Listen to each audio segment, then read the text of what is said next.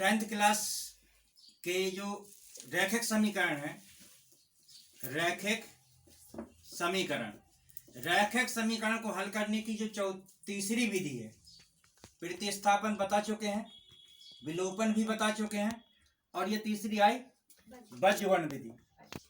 इसको समझने के लिए आपको व्यापक समीकरण की जरूरत पड़ेगी और इन दोनों समीकरणों की व्यापक समीकरण से तुलना करेंगे।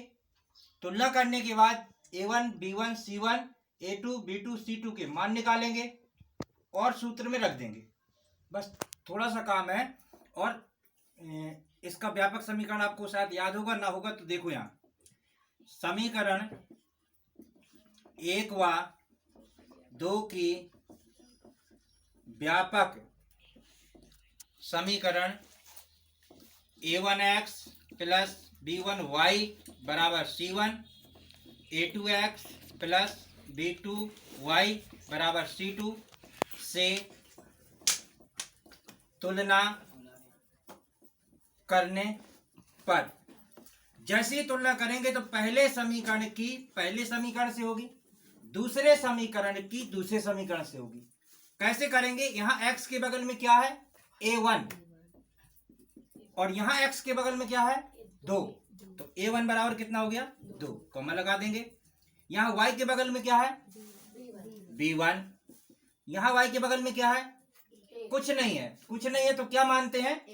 1 मानते हैं। c1 बराबर के उस तरफ का पूरा अचर राशि जो होती है वह c1 का होता है, तो c1 बराबर कितना हो गया? a2 बराबर, ये दूसरे समीकरण से तुलना दूसरे समीकरण से करेंगे, तो a2 कहाँ है? दूसरे समीकरण के x के बगल में, तो दूसरे समीकरण के x के बगल में क्या है? 3। b2 कितना हो जाएगा? 2 हो जाएगा, और c2 कितना हो जाएगा?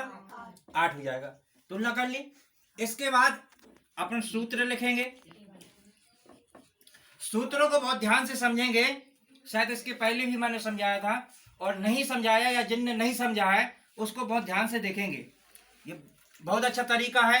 A B C, ये 3 ठो जो अल्फाबेट लिखे हैं, A के बाद क्या आता है? B आता है, B के बाद क्या आता है? C के बाद क्या आएगा? A, क्योंकि D आगे नहीं है, तो ये चक्रीय क्रम कहलाता है। कौन सा क्रम कहलाता है? चक्रीय क्रम। A के बाद B, B के बाद C, C के बाद क्या आ जाएगा? A।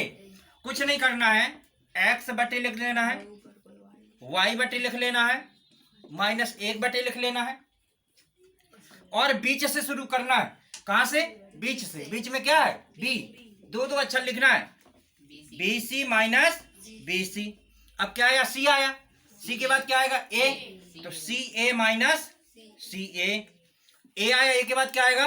B, AB minus AB। अब इसमें क्या कर देना है? 12 21 लिख देना। 12 21 12 21 12 21, लो ये बन गया सूत्र। अब इस सूत्र में क्या कर देना है? a1 b1 c1 a2 b2 c2 की क्या कर देना है? मान रख देना है, और उसको सॉल्व कर देना है। बस b1 का मान कितना है? 1 है, और c2 का मान कितना है? 8 है, b2 का मान कितना है? 2 है, c1 का मान कितना है? 5 है।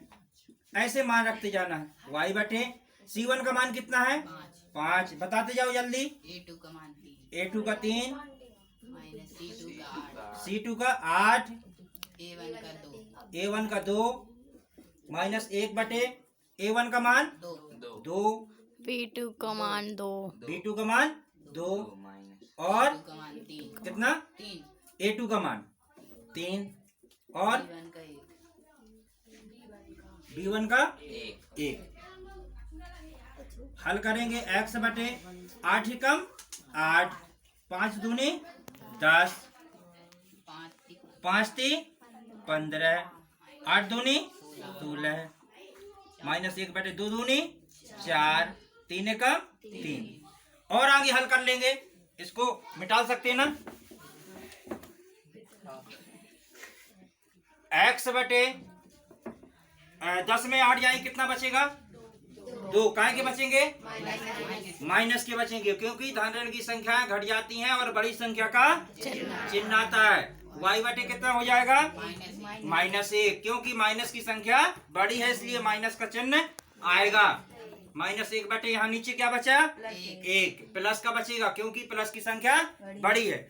अब x को अचर राशि के बराबर कर लेंगे, फिर y वाले पद को अचर राशि के बराबर कर लेंगे, मान निकाल लेंगे।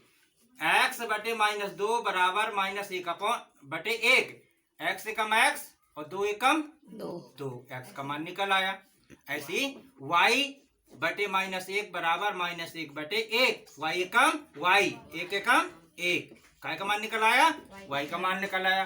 और लिख देंगे अतः अभीष्ट हल x बराबर कितना 2 और y बराबर कितना 1, ये आपका आंसर हो गया। बात समझ में आई। ये कौन सी विधि कहलाई, वज्र गुणन विधि। कौन सी, वज्र गुणन विधि। इसमें सूत्र का प्रयोग होता है। सूत्र ध्यान रखना, जैसे बताया था कोई कठिन नहीं है। x बटे करके b से शुरुआत करके bc माइनस बी से, y बटे सी ए माइनस सी ए, -1 बटे A B minus A B, और क्या कर देना है 12 21 12 21, ये आपका सूत्र याद हो जाएगा। बात समझ में आई।